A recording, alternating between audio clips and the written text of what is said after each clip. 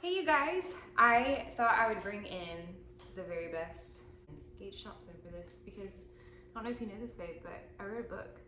You wrote a book? I wrote a book. And it's going to come out really, really soon. I'm going to give you that release date as soon as I can.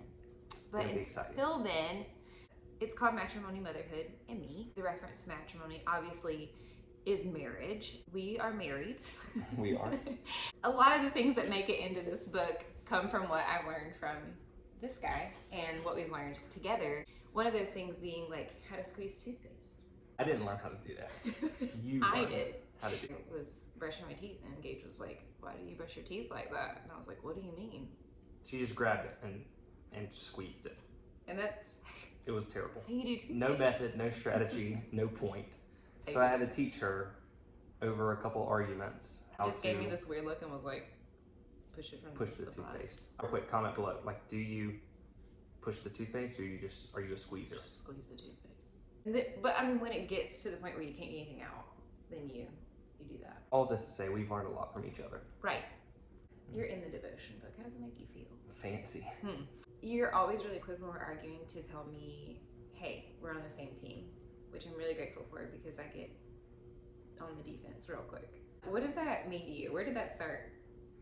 Well, first off, it's natural, I think, for all of us to go on the defense. And so many of us have this like posture of like survival, fight or flight kind of thing.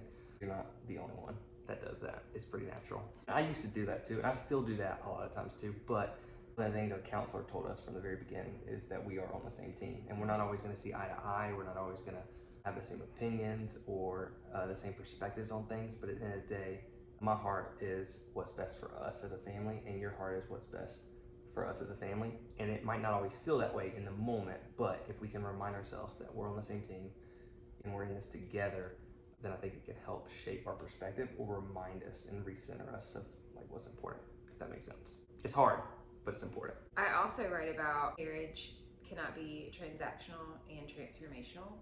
For large seasons of our marriage, up until probably more recently, I definitely was really bad at keeping score. This is like really easy to do when you have little kids because it's like, I just changed a diaper. You It's go your change turn. a diaper. Gage loves that. It's your turn. Yeah, that's my favorite. That's his favorite word. You were always good at not keeping score and just going like, we're in this together. Why do you feel like it's important? I mean, I wrote a whole devotion about it, so. Well, you should tell us. You should be teaching us. Why do you feel like it's important to not keep score in marriage or even as a parent? That's a good question. I can't wait to read what you wrote in your devotional. If we look at how Jesus has taught us to love, there's really two things. It's sacrificial love, like marriage is sacrifice, and marriage is a lot of a choice. We have the freedom to choose one another each and every day, have the freedom to sacrifice for one another each and every day. So I think that's the big thing that I think about in regards to like keeping score or my turn versus your turn. If we could just get better, both of us get better, all of us get better at sacrificing for the sake of loving each other better, the world would be better. The world would be better. better. I have a closing question before I get there. What is your favorite thing about being a dad? There's too many things to name. A girl dad. A girl dad. That's even more chaotic and crazy.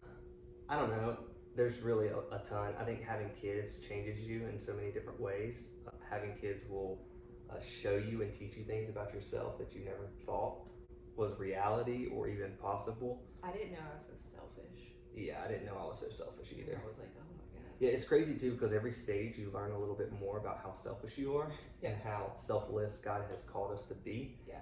That happened when we got married, and then another layer or level of that happened when we had our first child, and then even another level when we How had. do people do this who have like 4 kids? They're very. If you have 4 kids. You are a rock Write star. your secret in the comments below. Yes. One of the biggest things that I think it taught me having kids was our capacity to love, right? Yeah. Like I didn't think I could love anybody greater than I loved you until we had our first girl. And then I was like, oh man, my heart's actually even bigger than I thought. And then I was like, man, there's no way I could love our second child the way that I love you and Lena. And then we had our second child, and the capacity or the room for love just continued to expand. So I don't know if that makes sense, but Also love just partying and having fun and running around and jumping on the Dance trampoline and parties. teaching our girls how to do wild, crazy stuff. This is why the Lord did not give us boys. Like jump on the trampoline and do You're wondering. flips. So. What's your favorite thing about being married?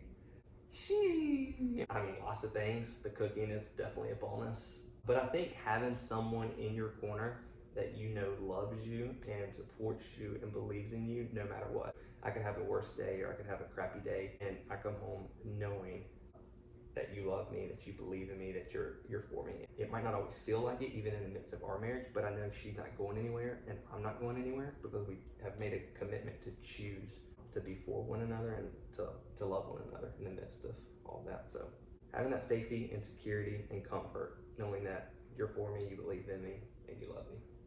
I love you, babe. I love you, babe. Last question. The food's good too, though. I like to cook sometimes. We have a family motto. Mm-hmm.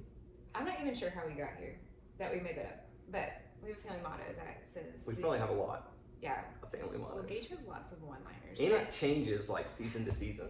Well, this one has always been there. And it's, we That's true. leave people better than we found them. Yeah. And we have just always said that. The older we get, the more I'm realizing we're on the same team. But our kids now also have this part to play on our team. And it's not like our kids just live this separate lives from us, or like we have our own thing, or we actually all play a part in the Thompson team. Yeah. That's so corny. Why do you think it's important for families to start to set goals and see each other as teammates? Lots of reasons. A mentor of mine told me a long time ago that if you don't know what you're aiming for, you'll miss it every time. And if you have a specific goal or a set of values or something that you're aiming for, it helps you be more intentional. So I think to boil it down at the base level, it's a framework for our family to be intentional with the way we live our lives and the way we care for and love people. It doesn't just have to be people. I mean, we literally tell our daughters this. We're like, we leave places better than we found them too.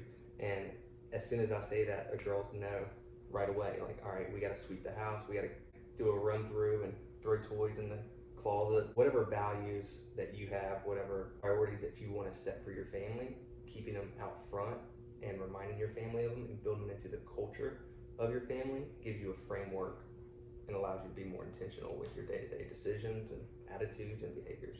If you don't know what you're aiming for, you'll miss it every time. That's pretty good. Hashtag, Hashtag what? I don't know, Hashtag thanks, Anonymous. anonymous mentor. Well, thanks you guys for joining us. I cannot wait for you to physically hold this devotion book.